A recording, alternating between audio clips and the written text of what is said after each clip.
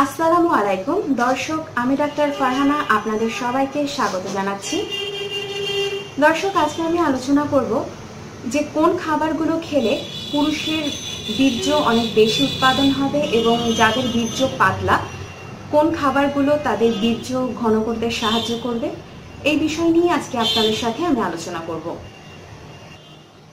দর্শক, সন্তান একেবারেই না হওয়া কিংবা সন্তান ধারণে দেরি হওয়া আজকাল নারী পুরুষ উভয়ের ক্ষেত্রেই আসলে একটা সাধারণ সমস্যা হয়ে দাঁড়িয়েছে।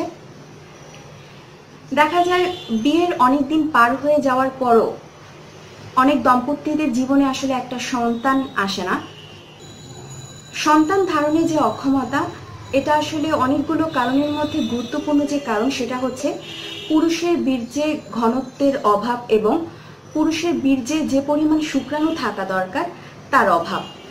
দর্শক, আমরা আমাদের আগের একটি ভিডিওতেও বলেছি যে পুরুষের বীর্য যদি পাতলা হয় এবং তার বীর্যের শুক্রাণুর সংখ্যা যদি 20 কোটির কম হয় তাহলে সেই পুরুষ কিন্তু সন্তান জন্মদানে ব্যর্থ হবে, অর্থাৎ সেই পুরুষের বীর্য থেকে কোনো সন্তান জন্ম লাভ করবে না। তো দর্শক, যাদের বীর্য পাতলা এবং যাদের বীর্যের শুক্রাণুর সংখ্যা কম তারা কিন্তু তাদের নিয়মিত খাদ্য তালিকায় কিছু খাবার যোগ করে তাদের এই সমস্যা থেকে মুক্তি পেতে পারেন এবং তারা কিন্তু একটি সুস্থ সন্তান জন্ম দিতে পারেন। দর্শক, আজকে আমি আপনাদের সাথে এই বিষয় নিয়ে আলোচনা করব যে আপনার বীর্য যদি পাতলা হয় এবং আপনার বীর্যে যদি শুক্রাণুর সংখ্যা কম হয়ে থাকে তাহলে আপনি প্রতিদিন কি খাবারগুলো খাবেন এবং কোন খাবারগুলো খাদ্য তালিকায় রাখলে আপনার বীর্য অনেক বেশি উৎপাদন হবে এবং বীর্যের মান অত্যন্ত ভালো হবে এবং ঘন হবে।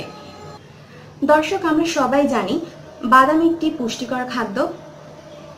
অনেক রকম বাদাম আছে, যেমন কাঠবাদাম, চীনা বাদাম, পেস্তা বাদাম। এই সবগুলো বাদামই কিন্তু পুরুষের বীর্য ঘন করতে সাহায্য করে, এছাড়া বীর্যের শুক্রাণুর মান উন্নত করতেও কিন্তু অনেক সাহায্য করে। আপনি হাতের কাছে এবং সস্তা যে বাদাম পান, আপনি প্রতিদিন এক মুঠো চীনা বাদাম খেতে পারেন। এটা আপনার বীর্য ঘন করতে এবং আপনার বীর্যের শুক্রাণুর সংখ্যা বাড়াতে কিন্তু অত্যন্ত গুরুত্বপূর্ণ ভূমিকা পালন করবে। দর্শক, কলা কিন্তু খুবই সস্তা একটি খাদ্য, কিন্তু এটা কিন্তু ভিটামিনে ভরপুর। কলায় রয়েছে প্রচুর পরিমাণে ভিটামিন B6। আপনারা যারা সন্তান নিতে আগ্রহী তারা প্রতিদিন একটি বা দুটি কলা খেতে পারেন।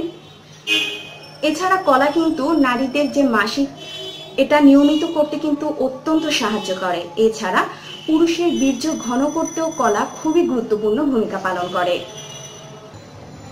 দর্শক, আরেকটি গুরুত্বপূর্ণ এবং মজাদার ফল হচ্ছে অ্যাভোকাডো। এটা শুধু মজারই না, এটা কিন্তু পুরুষের বীর্য ঘন করতে খুবই সহায়ক। নিয়মিত এই ফলটি খেলে নারীদের সুস্থ ডিম্বাণু তৈরি হয়, এছাড়া পুরুষের বীর্যে শুক্রাণুর সংখ্যা অনেক বেড়ে যায়।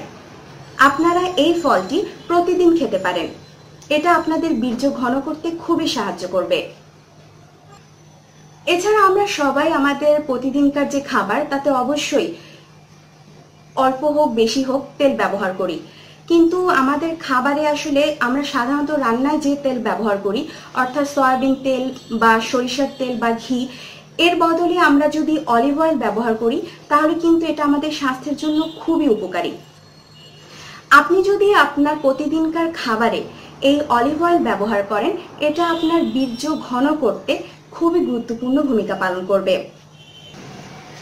দর্শক, আপনি যদি প্রতিদিনকার খাবারে অলিভ অয়েল ব্যবহার করেন, এটা আপনার বীর্যের উর্বরতা এবং গর্ভধারণের সম্ভাবনা কিন্তু 3 গুণ পর্যন্ত বাড়িয়ে দিতে পারে।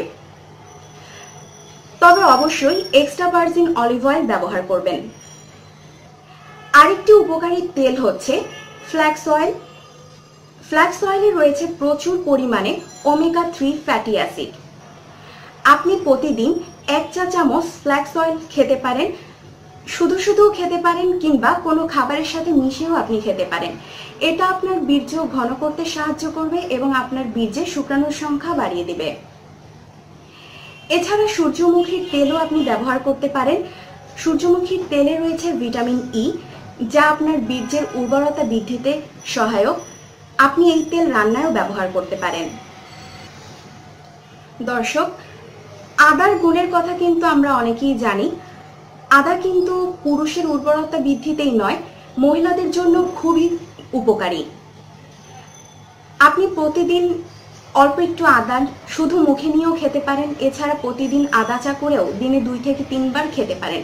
এটা আপনার বীর্যের উর্বরতা বৃদ্ধির সাথে সাথেও আপনার নারী সঙ্গীকে গর্ভধারণের জন্যও কিন্তু অত্যন্ত সহায়তা করবে।